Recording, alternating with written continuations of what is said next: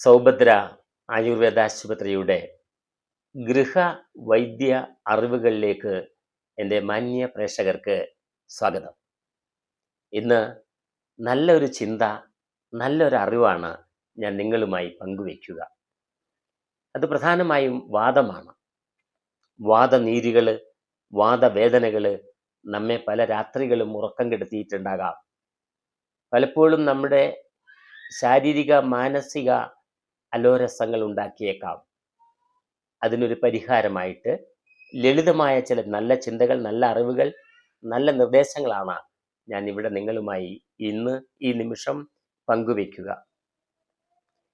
നമുക്ക് blood check ചെയ്യുമ്പോൾ, പരിശോധിച്ച് കഴിയുമ്പോൾ RA ഫാക്ടർ, റുമറ്റോയ്ഡ് ആർത്രൈറ്റിസ് കൂടുതലായി കാണാം. അതിനെ സന്ധിവാദം എന്നും മലയാളത്തിലൊക്കെ ആമവാദം എന്നുമൊക്കെ നമ്മൾ പറയാറുണ്ട്.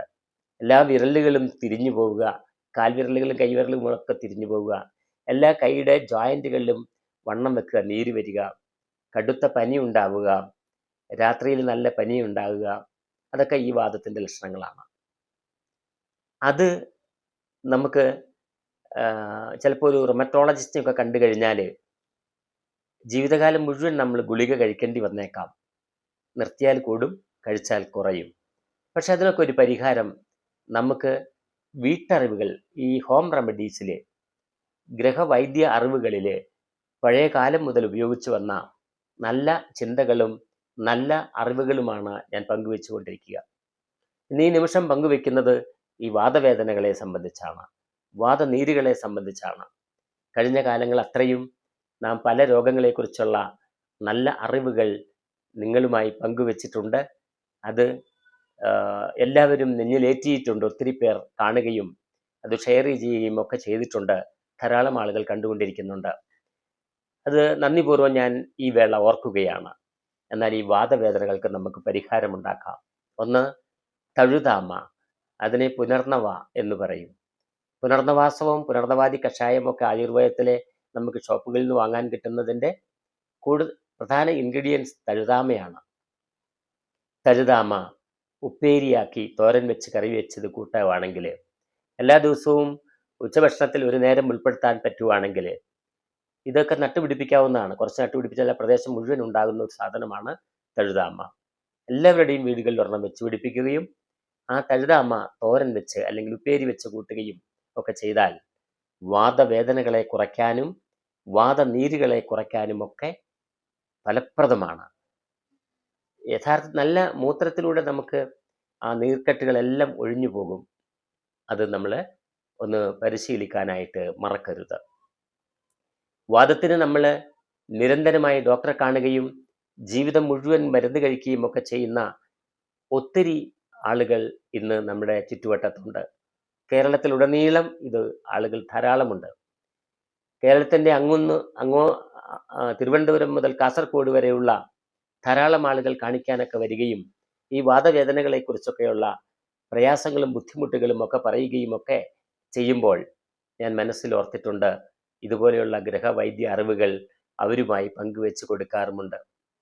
ഇനി മറ്റൊന്ന് പ്രധാനപ്പെട്ട ഒരു സാധനമാണ് നീർമാതളത്തിൻ്റെ ഇല ഇടിച്ചു പിഴിഞ്ഞ നീര് 10 മില്ലി, തേങ്ങാപ്പാൽ, തേങ്ങ ചുരണ്ടി പിഴിഞ്ഞ പാല് 10 മില്ലി, ഉരുക്ക് നെയ്യ് എന്ന് പറഞ്ഞാൽ മോര് കടഞ്ഞെടുത്ത് വെണ്ണ ഉരുക്കിയെടുത്ത നെയ്യ്, അതും ഒരു 10 മില്ലി, അങ്ങനെ 30 മില്ലി ചേർത്ത് ദിവസം ഒരു നേരം എല്ലാ ദിവസവും കഴിച്ചേ ഒരുവിധമുള്ള എല്ലാ വാദങ്ങളെയും മാറ്റിയെടുക്കാനായിട്ട് സഹായിക്കും.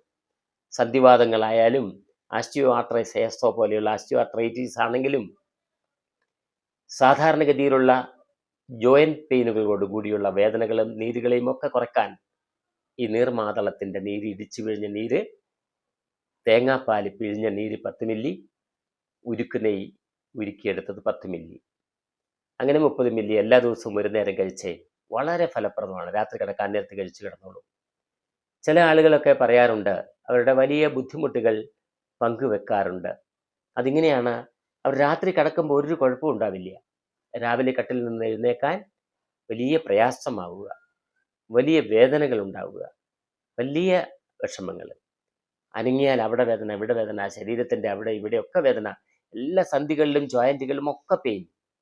ഇങ്ങനെയൊക്കെ പറയുന്ന ധാരാളം ആളുകൾ വരാറുണ്ട്. അപ്പോൾ അവർക്കൊക്കെ നമുക്ക് നല്ല ഒരു മരുന്നാണ് ഞാനിപ്പോൾ ഇവിടെ സൂചിപ്പിച്ച ഈ നീർമാതളത്തിൻ്റെ ഇല ഇടിച്ചു വീഴുന്ന നീരും പശുവിൻ്റെ പാലും ഉരുക്ക് നെയ്യും ഒക്കെ ചേർത്ത് ദിവസം ഒരു നേരം കഴിക്കുന്നത് എല്ലാ വാദങ്ങളെയും മാറ്റാനായിട്ട് നല്ലതാണ്. ഇന്ന് കേരളത്തിൽ അവിടെ ഇവിടെയൊക്കെ ആയിട്ട് ധാരാളം ആളുകൾ വാദത്തിൻ്റെ പ്രയാസം അനുഭവപ്പെടുന്നവരുണ്ട്.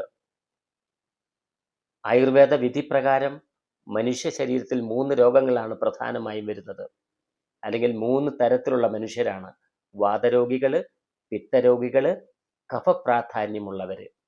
അപ്പോൾ കഫപ്രകൃതമായിട്ടുള്ളവർക്കും വാദപ്രകൃതമായിട്ടുള്ളവരും പിത്തപ്രകൃതമായിട്ടുള്ളവരും ഒക്കെ നമ്മുടെ ഇടയിലുണ്ട്. അപ്പോൾ ഓരോരുത്തരും ഓരോന്നിനും മരുന്ന് കഴിക്കുമ്പോൾ ചിലപ്പോൾ ഒരുപക്ഷെ അത് ശ്രദ്ധിച്ച് ആ രോഗി പിത്തരോഗിയാണോ വാതരോഗിയാണോ കഫപ്രകൃതക്കാരനാണോ എന്ന് നോക്കിയതിന് ശേഷം മരുന്ന് കൊടുത്തില്ലെങ്കിൽ വാദത്തിന് കൊടുക്കുമ്പോൾ പിത്തം പ്രകോപിക്കും, പിത്തത്തിന് കൊടുക്കുമ്പോൾ വാദം പ്രകോപിപ്പിക്കും. അങ്ങനെ പല പ്രയാസങ്ങളും ഉണ്ടാവാറുണ്ട്. എന്നാൽ വാതരോഗികൾ, ഇന്നെന്നെ കേൾക്കുന്ന വാതരോഗികൾ എല്ലാവരും അറിഞ്ഞിരിക്കേണ്ട വളരെ പ്രധാനമാണ് ഞാൻ ഈ 2 കാര്യങ്ങൾ പറഞ്ഞു തന്നത്. ഒന്ന്, തഴുതാമയുടെ ഇല ഉപ്പേരിയാക്കി കഴിക്കുക. ഉള്ള നീർക്കെട്ടും വേദനകളും ഒക്കെ കുറയും.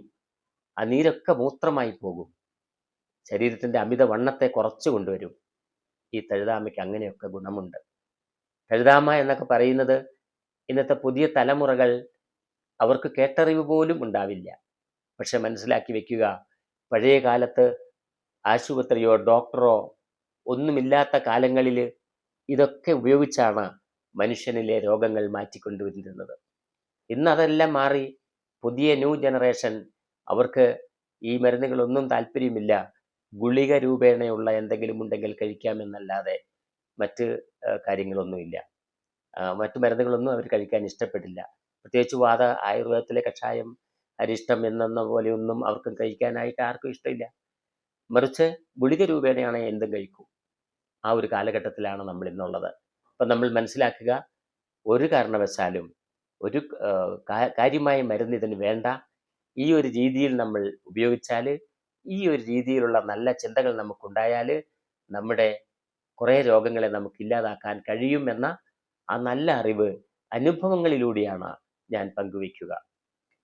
കഴിഞ്ഞ കാലം അത്രയും, കഴിഞ്ഞ 10-53 വർഷങ്ങളായിട്ട് ഈ മരുന്നുകളെക്കുറിച്ചൊക്കെ ഞാൻ ആരോഗ്യത്തിൻ്റെ വിട്ടറിവുകൾ എന്ന വിഷയത്തിലൂടെ ക്ലാസ്സുകളിലൂടെയും യൂട്യൂബ് ചാനലിലൂടെയും ഒക്കെ പങ്കുവെക്കുമ്പോൾ ആ പങ്കുവെക്കുന്ന ആ നല്ല അറിവുകൾ ആയിരക്കണക്കിന് ആളുകൾക്ക് ഫലപ്രദമായിട്ടുണ്ട് എന്ന നല്ല വോയിസ്, നല്ല റിവ്യൂസ് വന്നുകൊണ്ടിരിക്കുമ്പോഴാണ് ഇത് വളരെ ഫലപ്രദമാണ്, അനുഭവസ്ഥർ ഉണ്ട് എന്ന് എനിക്കും ബോധ്യമായത്. അതുകൊണ്ട് ഞാൻ നിങ്ങളോട് പ്രത്യേകമായി ഓർമ്മിപ്പിക്കുകയാണ്, നമ്മുടെ ജീവിതത്തിലെ കുറേ പ്രയാസങ്ങളൊക്കെ ഈ ഹോം റെമഡി കൊണ്ട്, വീട്ടിലെ ഗൃഹവൈദ്യ അറിവുകൾ കൊണ്ട് മാറ്റിയെടുക്കാൻ കഴിയുമെന്ന നല്ല വിശ്വാസവും ചിന്തയും എനിക്കുണ്ട്. അതെന്താ കാരണം? അത് പലരും ഉപയോഗിച്ച് അവരുടെ അനുഭവം പങ്കുവച്ചപ്പോഴാണ് ആ കാര്യത്തിൽ ബോധ്യമായത്. ഓൺലൈൻ ക്ലാസ്സിലൂടെയൊക്കെ കഴിഞ്ഞ നാളുകളിലൂടെ ഞാൻ നൽകിയ നല്ല ചിന്തകൾ, നല്ല അറിവുകൾ, നല്ല അനുഭവങ്ങൾ അവർ പങ്കുവയ്ക്കുകയുണ്ടായി. അത് കഴിച്ചപ്പോൾ, അത് ഉപയോഗിച്ചപ്പോൾ നല്ല കുറവുണ്ട് എന്ന് വളരെ ആത്മാർത്ഥതയോടുകൂടി അവർ പറയാൻ തുടങ്ങി. അപ്പം അതിൽ നിന്നാണ് നാം ഇതെല്ലാം കേട്ടറിഞ്ഞതും മനസ്സിലാക്കിയതുമൊക്കെ. അതുകൊണ്ടാണ് ഞാൻ ഇങ്ങനെ ഒരു വീഡിയോയും കൂടെ ഇടയ്ക്ക് ചെയ്തു പോകുന്നത്. അപ്പോൾ ഓർക്കുക, നമ്മളുടെ വാദം ഇല്ലാത്തവർ വളരെ കുറവായിരിക്കും. വാതരോഗികൾ നമുക്ക് ചുറ്റും ഇഷ്ടം പോലെയുണ്ട്. കാരണം നമ്മുടെ കാലാവസ്ഥയുടെ വ്യതിയാനങ്ങൾ, നാം വീടിനകത്ത് ഉപയോഗിക്കുന്ന ടൈല്, ഗ്രാനൈറ്റ്, മാർബിള്, അങ്ങനത്തെ ആ തണുപ്പുകളൊന്നും നമുക്ക് പറ്റുന്നില്ല. പണ്ട് കാലത്ത് ചാണകം മെഴുകിയ തറയിൽ ഒക്കെ ജീവിച്ചിരുന്ന കാലത്ത് ഈ പ്രശ്നങ്ങളൊന്നും ഇല്ലായിരുന്നു എന്നാണ് പഴയ കാലം നമ്മെ ഓർമ്മിപ്പിക്കുക. പുതിയ കാലത്തിലേക്ക് വന്നു കഴിഞ്ഞപ്പോൾ ഈ വീടിൻ്റെ മാറ്റങ്ങൾ, വീടിനകത്തുള്ള ഈ മാർബോണൈറ്റ്, ഗ്രാനൈറ്റ്, ടൈലുകളൊക്കെ നമുക്ക് സ്വീകാര്യമല്ലാതെ വരുന്നു. അപ്പോൾ നമ്മൾ വീടിനകത്തും പുറത്തും ഒക്കെ ചെരുപ്പിടാൻ തുടങ്ങി. ഇനി അതിനേക്കാൾ ഇതോടുകൂടി നിങ്ങൾ ഒരു അറിവും കൂടെ മനസ്സിലാക്കി വെക്കണം. ദിവസവും 1/2 മണിക്കൂറെങ്കിലും മൺതരികളിൽ കാല് ചവിട്ടി നടക്കണം. ശരീരത്തിൻ്റെ അഴുക്കിനെ, ശരീരത്തിൻ്റെ വേസ്റ്റേജിനെ മണ്ണ് വലിച്ചെടുക്കും. അതിനൊരു കഴിവുണ്ട്. തലയുടെ മുകളിൽ നിന്ന് താഴോട്ട് കാലിൻ്റെ വെള്ള വരെ രക്തം ഒഴുകുകയും അടിയിൽ നിന്ന് പമ്പ് ചെയ്ത് കയറ്റുകയും ചെയ്യുന്ന സിസ്റ്റമാണ് നമ്മുടേത്. അപ്പോൾ ആ കാൽ വെള്ളയിൽ ആ മൺതരികൾ തറയ്ക്കുമ്പോൾ രക്തത്തിൻ്റെ ഓട്ടത്തെ, ഒഴുക്കിനെ സുഗമമാക്കാനും രക്തത്തിനകത്തുള്ള അഴുക്കിനെ വലിച്ചു കളയാനായിട്ടും മണ്ണ് വലിച്ചെടുക്കാനും ഒക്കെ കഴിയും.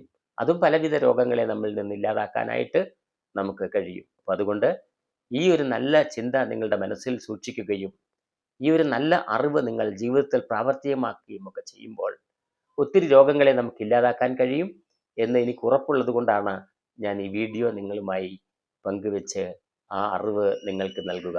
അപ്പം അതുകൊണ്ട് ഈ അറിവ് ജീവിതത്തിൽ പ്രാവർത്തികമാക്കണം, ജീവിതത്തിൽ എന്നും സ്വീകരിക്കണം. ആ നല്ല ചിന്തകളും നല്ല അറിവുകളും നിങ്ങൾ ഇന്നത്തെ പുതിയ തലമുറയിലേക്ക് കൈമാറണം. അങ്ങനെ എല്ലാവരും അത് അറിയുകയും ഉപയോഗിക്കുകയും ചെയ്യട്ടെ എന്ന് ആശംസിച്ചുകൊണ്ട് നന്ദി, നമസ്കാരം.